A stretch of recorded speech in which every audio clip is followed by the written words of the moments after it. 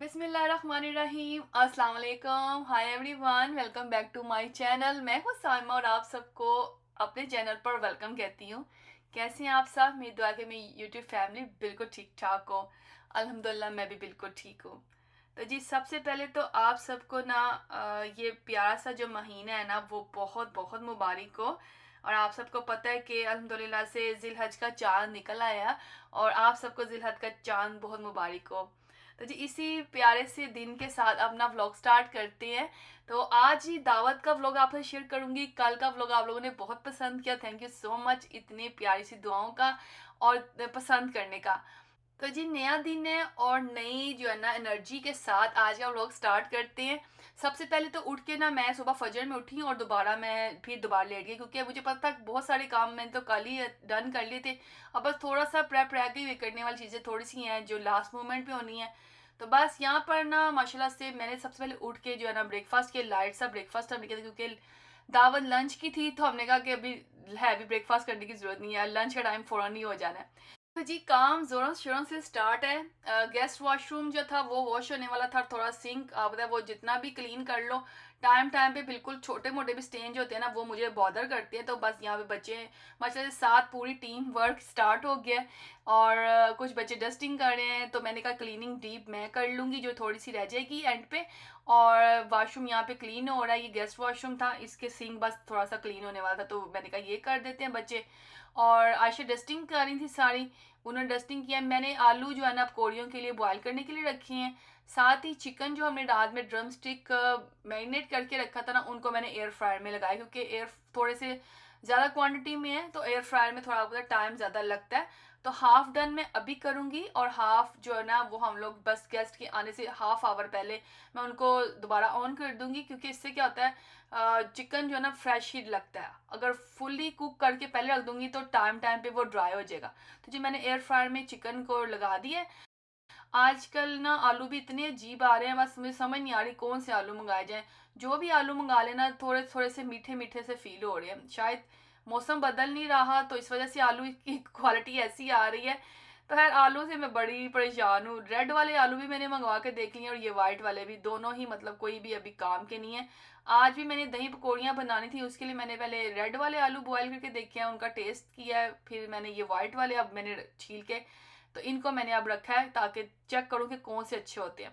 तो जी पकौड़ियाँ तो रात में ही मैंने सोक करके रख दी थी और अब मैंने उसके अंदर ऑनियन ऐड किया और आलू डालेंगे, बस ज़्यादा चीज़ें नहीं डाल रही मैं, ज़्यादा वेजिटेबल नहीं डाल रही, जस्ट रेड ऑनियन डाला है मैंने, आलू डालेंगे, दही और चाट मसाला, दैट्स इट। इसको पकौड़ियों में मैंने मिक्स कर दिया। राइस मैंने सोक करके रख दिए हैं क्योंकि राइस का जो है ना मैं सारे काम कर लेती हूँ ना तो अक्सर क्या होता है चावल जो होते हैं ना दावत के टाइम पे मुझे होता है कि मैं भिगो के रख दूँ। एक दफ़ा बड़ा ही मेरे साथ फ़नी वाक़या हुआ था कि मैंने सारा खाना रेडी कर लिया था। ये बहुत मेरे मतलब शादी के बाद के कुछ नए नए दिनों की बात है जब मैं कनाडा में नई नई आई थी। तो उन दिनों में ना मेरे हस्बैंड ने बहुत बड़ी सी एक दावत रख ली थी अपने हमारे फैमिली फ्रेंड्स की। मैंने सारा खाना बना लिया और आप यकीन करें कि जिस वक्त मैं यखनी में चावल डालने लगी ना तो चावल मुझे ख्याल है कि मैंने तो सॉक करके नहीं रखे हुए थे।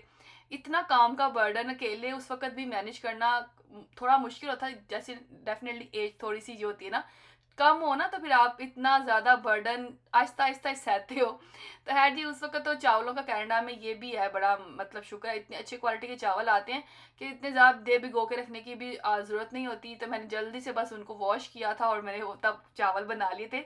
उसके बाद से बस ना मुझे हमेशा से ना होता है कि मैं चावल टाइम पे भिगो दूँ। एक चीज़ माइंड में क्लिक कर गई हुई है मेरे, क्योंकि मुझे उस टाइम पे बड़ा स्ट्रेस हुआ था। बहरहाल जी छोटी छोटी ज़िंदगी के वाक़यात हैं जिनके साथ इंसान बहुत कुछ सीखता है अपनी ज़िंदगी में और बहुत सी अच्छी बुरी आदतें जो है ना इन्हीं वाक़यात के होने की वजह से ना अपनाता है।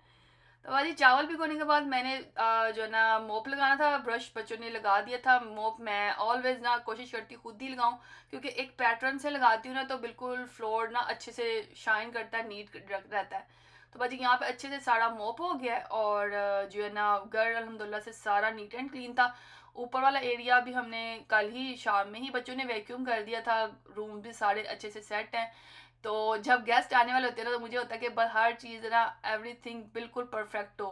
वेदर आजकल काफ़ी बदल रहा है और सडनली से ना हीट हो जाती है, सडन ही ठंड हो जाती है। इस वक्त वेदर काफ़ी गर्म था और वो इसलिए भी था कि ना स्टोव सारे ऑन थे, तो स्टोव ऑन हो तो फिर घर में हीट हो जाती है। मैंने कहा विंडो खोलती हूँ ताकि जो है ना घर में अच्छे से वेंटिलेशन हो, हवा का क्रॉस हो, और जो है ना फूड की स्मेल भी निकले, और ये जो फ्लोर वेट है ना ये भी अच्छे से ड्राई हो जाए। एसी अभी हमने ऑन नहीं किया, क्योंकि एसी जब ऑन कर लेते हैं ना तो फिर बॉडी का टेम्परेचर बड़ा अजीब सा हो जाता है, क्योंकि कभी आप एसी ऑन कर रहे हो कभी एसी ऑफ कर रहे हो, तो बस इसी में ना वो सारा टाइम गुजर जाता है। तो हम वेट करें कि अभी थोड़ा ना 1-2 वीक निकल जाए, उसके बाद एसी ऑन करेंगे ताकि अच्छे से जो है ना गर्मी आ ले जरा, मतलब थोड़ा सा गर्मी को इंजॉय कर ले। बाजी यहाँ पे चिकन अल्हम्दुलिल्लाह से मेरा डन हो गया था एक, और मैंने इसको ना जो अब स्किलेट में लगा रही हूँ। थोड़ा सा इसके अंदर जो है ना हल्का सा मॉइस्चर रहने दूंगी, क्योंकि इसके अंदर स्किलेट में भी ना जब हीट होती है तो चिकन को ड्राई नहीं मैंने करना, थोड़ा सा मॉइस्चर रहने देती हूँ ताकि चिकन सॉफ्ट रहे और गर्म भी रहे। तो जी, जो हमने अपना कौरमा बनाया था कल अल्हम्दुलिल्लाह से, वो भी मैंने अपनी इलेक्ट्रिकल जो है ना कढ़ाई में डाल दिया है, और उसमें यह कि स्विच में ऑन कर दूंगी तो बस खाना जो है ना अल्हम्दुलिल्लाह सारा गर्म रहेगा। तो अब तक तो आपको समझ आएगी कि होगी, इतने देर से जो मुझे जानते हैं कि मेरे घर में खाना जो है ना गरम गरम सर्व किया जाता है, और खाना ठंडा होना तो बस मेरे हस्बैंड को ना बिल्कुल नहीं पसंद। खाना ठंडा मतलब ठंडा भी नहीं, वार्म भी नहीं, बिल्कुल गरम गरम बॉइलिंग हो, इस तरह सर्व किया जाए ताकि खाने वाले को मज़ा आए। तो बाजी यहाँ पे मैंने ना अब क्या किया है, कढ़ाई को, जो मैंने ब्लैक पेपर चिकन कढ़ाई कल हाफ डन की थी उसको मैंने स्टोव पे रख दिया है, उसको मैं फुल डन कर लूँगी अब। और उसमें बस जस्ट लास्ट में मैंने डालना था, काली मिर्च डालनी थी और धनिया, और साथ में अदरक डाल के उसको थोड़ा भूनना था। थोड़ी सी मेथी मैंने डालनी थी, वो मैंने डाल के चूल्हे पे रख दिया। तो ये चिकन के साथ जो हमने ब्लैक पेपर चिकन कढ़ाई बनाई, इसको मैं इसी कढ़ाई में ही सर्व कर दूंगी, इसी में गार्निश करके इसी को ही मैं ना काउंटर तक ले जाऊंगी। बाजी मैंने 2 पैन रेडी कर ली हैं, उनमें तवा टिक्की बना के मैंने रख दी हैं। पैन 2 फुल हैं, ये लास्ट मोमेंट पे मैं बनाऊंगी क्योंकि ये बिल्कुल फ्रेश जो है ना जूसी जूसी सी अच्छी रहती हैं। जैसे गेस्ट आएंगे बस इनको मैंने हल्का सा जो है ना पानी डाल के कुक करना, ऑयल डाल के इसको मैंने अच्छा सा कलर रेड ले आना है। अच्छा बाजी यहाँ पर क्या है, यखनी मैंने चूल्हे पर रख दी थी, तकरीबन यहाँ पर जो है ना 2 बज चुकी हैं, और अभी आई थिंक 1 आवर तक जो है ना अल्हम्दुलिल्लाह से गेस्ट आ जाएंगे। और मैंने कहा चावल बनाऊँ और साथ ही मैं रेडी होके आ जाऊँगी। चावल पहले मैंने कहा रेडी करके दम पे छोड़ जाऊँगी, 20 मिनट का दम मैंने लगाना था, तो यखनी पुलाव तब तक हमारा रेडी हो जाएगा और मैं रेडी होके आ जाऊँगी। और अब लास्ट में बस 2 चीज़ें रह जाएंगी मेरी, वो रह जाएंगी फ़िश और साथ में जो है ना कबाब, ये वाले। अच्छा जी, रेडी होके मैं आ गई हूँ, और कबाब जो थे मैंने अच्छे से लाल करके इनको जो है ना मैंने एक एयरटाइट कंटेनर में अभी रख दिया है ताकि वो वार्म रहें। और फिश लास्ट मोमेंट पे मैं का फ्राई करूँगी क्योंकि क्रिस्पी सी अच्छी रहती है, इसकी कोटिंग जो होती है ना क्रिस्पी अच्छी रहती है।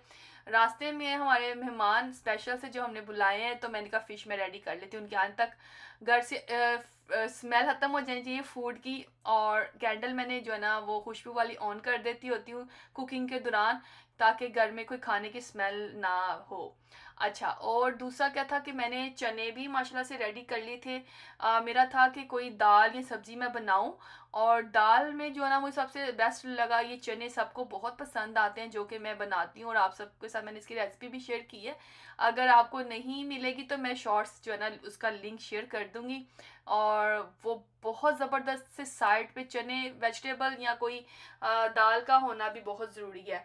तो मैंने ये यहाँ पर जो है चने बनाए हैं, और फ़िश हमारी अलहमदुलिल्लाह से बड़ी अच्छे से रेडी हो रही है। बस टेबल पे बच्चों ने खाना काउंटर पे लगाना शुरू कर दिया है, बर्तन हम लोगों ने सेट कर दिए थे। बस आलमोस्ट अलहमदुलिल्लाह से जी सारा कुछ रेडी है। स्केलेट में भी चिकन हमारा रेडी है, उसका मैंने हल्का जो है ना लो फ्लेम पे मैंने उसका स्पीड ऑन कर दी थी। और हमारा कौरमे की भी जो है ना मैंने शाही कौरमा जो हमने बनाया था उसको भी मैंने लो फ्लेम पे रखा हुआ है। बच्चों ने टेबल को सेट कर दिया है, और यहाँ पर जो दही पकौड़ियाँ हमने बनाई थी इसके ऊपर सबसे ऊपर हमने चाट मसाला डाला है, और ये मीठी चटनी गार्निश के लिए बच्चे ऐड कर रहे हैं माशाल्लाह से। इतने ट्रेंड हो गए हैं, अब उनको भी पता दावतें कर कर के ना कि क्या गार्निश करनी है। पिछले चूल्हे पे मैंने चावलों को लो फ्लेम पे दम पे छोड़ा हुआ है, वो ताकि वो गर्म रहे, बिल्कुल लो पे हैं, सिमर पे हैं। और आगे जो है ना कढ़ाई मैंने एक दफ़ा हल्की से मैंने कहा लास्ट जो है ना दफ़ा गर्म करके, और बस इसको गार्निश करके मैं काउंटर पे लेके जाऊंगी। फ़िश माशाल्लाह से हमारी मज़ेदार सी क्रिस्पी सी कोटिंग आप देख रहे हैं कितनी ज़बरदस्त सी लग रही है, इतनी टेस्टी ये तैयार होती है ना। और जो मतलब जिनके बच्चे फ़िश नहीं ना खाते, इस तरह पकोड़ा टाइप उनको बना के दें तो वो ज़रूर खाएंगे, और फ़िश आपको पता है बच्चों के लिए कितनी ज़रूरी होती है। कढ़ाई देखिए जी कितनी ज़बरदस्त सी तैयार हो गई है। मैं आपको इसका लिड ओपन करके दिखाती हूँ। ये थी हमारी मज़ेदार सी चिकन की कढ़ाई। बाजी ये डन है, इसको मैं गार्निश करूँगी और काउंटर पे ले जाऊँगी। अब हमने अपनी सारे प्लेटर में फूड ऐड करनी है। गेस्ट हमारे आ चुके हैं और बस जी मैंने भी उनको वेलकम किया है, उनसे साथ साथ बातें भी कर रही हूँ, साथ साथ मैंने कहा गरम गरम खाना भी लगा दूँ।